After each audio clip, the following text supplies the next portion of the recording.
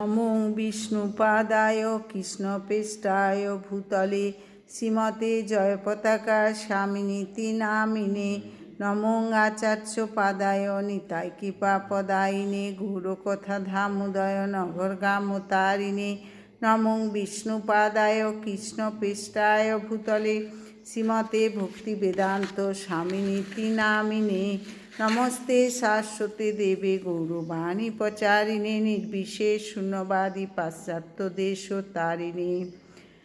10ই March 25শে ফাল্গুন সোমবার আমলকি একাদশীর উপবাস। আর 26শে ফাল্গুন 11ই মার্চ মঙ্গলবার একাদশীর পারণ ভোর 5টা 49 থেকে 8টা 16-র মধ্যে। আর ছিল মাধবেন্দ্র পুরীপাদের তিরোভাব তিথি আর শান্তিপুর উৎসব। কোথায় কোথায় পারণের 4 সময়সীমা: মায়াপুর 5টা 49 থেকে 8টা 16, ইম্ফল 5টা 27 থেকে 8টা 16, গুয়াহাটি 5টা 36 থেকে 8টা 16, কলকাতা 5টা 49 থেকে 8টা 16, ভুবনেশ্বর 5টা 58 থেকে 8টা 16, পাটনা 6টা 2 থেকে 8টা 16, কাঠমান্ডু 8টা 17 থেকে 8টা 31, চেন্নাই 6টা 18 থেকে 8টা 16, নাগপুর 6টা 25 থেকে 8টা 16, বৃন্দাবন 6টা 33 থেকে 8টা 16, দিল্লি 6টা 35 থেকে 8টা 16, হায়দ্রাবাদ 6টা 27 থেকে 8টা 16, ত্রিবান্ধব 6টা 31 থেকে 8টা 16, কলম্বো 6টা 19 থেকে 8টা 16, ব্যাঙ্গালোর 6টা 29 থেকে 8টা 16, মুম্বাই 6টা 50 থেকে 8টা 16, আহমেদাবাদ 6টা 52 থেকে 8টা 16, উধমপুর 6টা 45 থেকে 8টা 16-র মধ্যে পালন করতে হবে। এই একাদশী নাম হচ্ছে আমলকি একাদশী।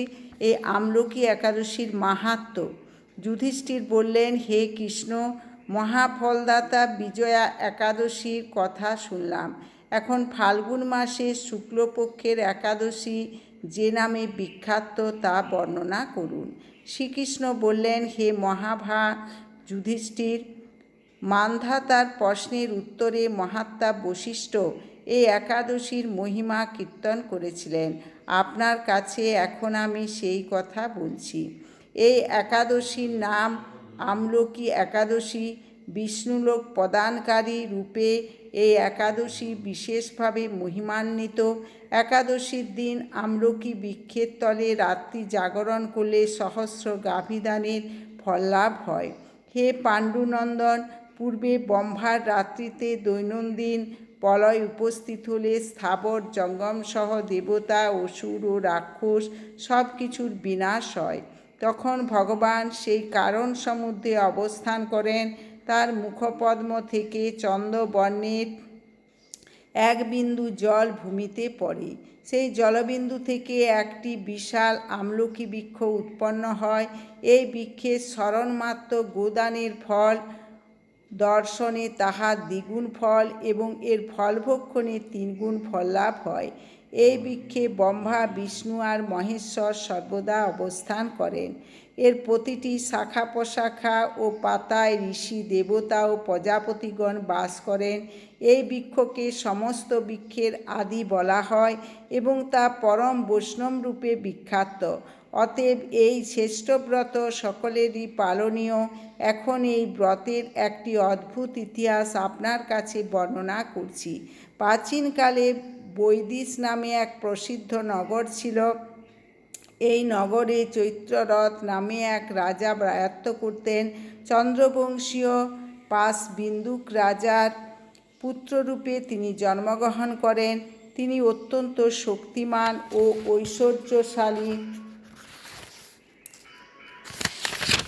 ঐশ্বর্যশালী ছিলেন।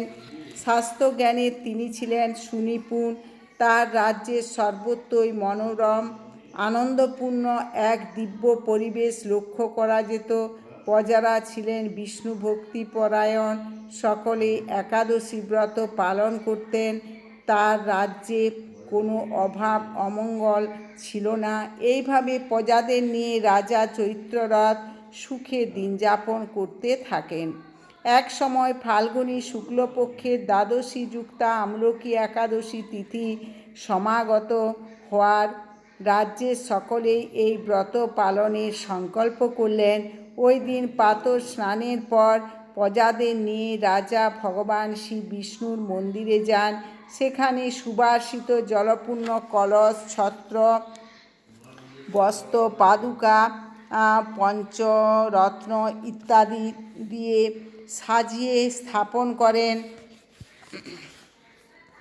তারপর ধূপ দীপ দিয়ে যত্ন সহকারে মুনি ঋষিদের দ্বারা শ্রী পরশুরাম মূর্তি সমন্বিত আমলকির পূজা করেন। হে পরশুরাম, হে রেণুকার সুখবর্ধক, হে ধাত্রী, হে পাপ বিনাশিনী আমলকি, তোমাকে প্রণাম। আমার অর্ঘ্য জল গ্রহণ করো। এইভাবে দিনে যথাবিধি পূজা, স্তব, স্তুতি, নিত্য গীত করে রাজা ভক্তি ভরে সেই বিষ্ণু মন্দিরে রাত্রি জাগরণ করতে লাগলেন। এমন সময় দৈবযোগে একটি ব্যাধ সেখানে উপস্থিত হয়। পূজার সামগ্রী সহ বহু ব্যক্তিকে একত্রে রাত্রি জাগরণ করতে দেখে সে কৌতূহলাকান্ত হলো। সে ভাবল, এসব কি ব্যাপার। বিষ্ণু মন্দিরে প্রবেশ করে সে বসে পড়ল। কলসের ওপরে স্থাপিত বিষ্ণুমূর্তি দর্শন করল। ভগবান বিষ্ণু এবং একাদশীর মাহাত্ম্য সে মনোযোগ দিয়ে শুনল। সারাদিন ওই ব্যাধ কিছুই আহার করেনি। এইভাবে ক্ষুধায় কাতর হয়ে সেখানে সে রাত্রি জাগরণ করল। পরদিন প্রজাসহ রাজা নগরের দিকে যাত্রা করলেন। সেই ব্যাধও তার গৃহে ফিরে গেল। এরপর এক সময় ব্যাধের মৃত্যু হল। একাদশীতে রাত্রি জাগরণ ব্রত প্রভাবে সেই ব্যাধ পরবর্তী জন্মে এক রাজ্যের অধীশ্বর রূপে নিযুক্ত হল।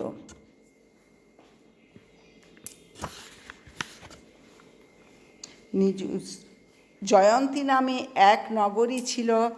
সেখানে বিদুরথ নামে এক রাজা বাস করতেন। ওই ব্যাধ বিদুরথ রাজার মহাবলী পুত্ররূপে জন্মগ্রহণ করেন। তার নাম হয় বসুরথ। 1,00,000 গ্রামের আধিপত্য তিনি লাভ করলেন। তিনি ছিলেন সূর্যের মতো তেজস্বী, চন্দ্রের মতো কান্তিমান ও পৃথিবীর মতো ক্ষমাশীল। বিভিন্ন সদ্গুণে ভূষিত বসুরথ পরম বিষ্ণু ভক্তি পরায়ণ হন। এই মহাদাতা রাজা একবার শিকার করতে গিয়ে পথ ভুলে যান। গভীর জঙ্গলের মধ্যে ক্ষুধায় পীড়িত হয়ে তিনি ক্লান্তিবশত শুয়ে পড়েন। এমন সময় কতগুলি পর্বত নিবাসী ম্লেচ্ছ রাজার কাছে এসে নানাভাবে উৎপীড়ন করতে থাকে। রাজাকে তাদের শত্রু মনে করে তারা তাকে হত্যা করতে চেষ্টা করে। পূর্বেই রাজা আমাদের পিতামাতা, পুত্র পুত্র সবাইকে মেরে ফেলেছে, আমাদের গৃহছাড়া করেছে। এই রকম বলতে বলতে ম্লেচ্ছরা রাজাকে হত্যা করতে উদ্যত হয়। তারা বিভিন্ন অস্ত্রশস্ত্রে তাকে আঘাত করতে থাকে, কিন্তু আশ্চর্যের বিষয় তাদের সকল প্রচেষ্টা ব্যর্থ হয়।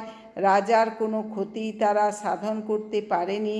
তখন রাজার শরীর থেকে নানা অলঙ্কারে বিভূষিতা এক পরমা সুন্দরী স্ত্রী মূর্তি আবির্ভূতা হন। মহাশক্তিধারিণী ওই নারী অল্প সময়ের মধ্যেই সকল পাপী ম্লেচ্ছকে নিধন করল। রাজা নিদ্রাভঙ্গ হল। এই ভয়ানক হত্যাকাণ্ড দেখে রাজা অত্যন্ত বিস্মিত হলেন। তিনি বলতে লাগলেন, আহা, আমার শত্রুদের হত্যা করে কে আমার প্রাণ রক্ষা করল? এমন কৃপালু কে আছে? আমি তার প্রতি আমার কৃতজ্ঞতা প্রকাশ করছি। এমন সময়ে দৈববাণী হল, ভগবান কেশব ব্যতীত শরণাগতকে রক্ষা করবার আর কে আছে? তিনি শরণাগত পালক। দৈববাণী শুনে তিনি ভক্তিযুক্ত চিত্তে গৃহে ফিরে এলেন। তারপর প্রজাসহ মহাসুখে ইন্দ্রের মতো নিষ্কণ্টক রাজ্যভোগ করতে লাগলেন। বশিষ্ঠ বললেন, হে রাজন, যে মানুষ এই পরম উত্তম আমলকি একাদশী ব্রত পালন করেন তিনি নিঃসন্দেহে বিষ্ণুলোক প্রাপ্ত হন। হরে কৃষ্ণ কৃষ্ণ কৃষ্ণ হরে হরে, হরে রাম রাম রাম হরে হরে। আপনারা চ্যানেলটি সাবস্ক্রাইব করবেন, বেশি বেশি করে শেয়ার করবেন, লাইক করবেন, কমেন্ট করবেন। হরে কৃষ্ণ।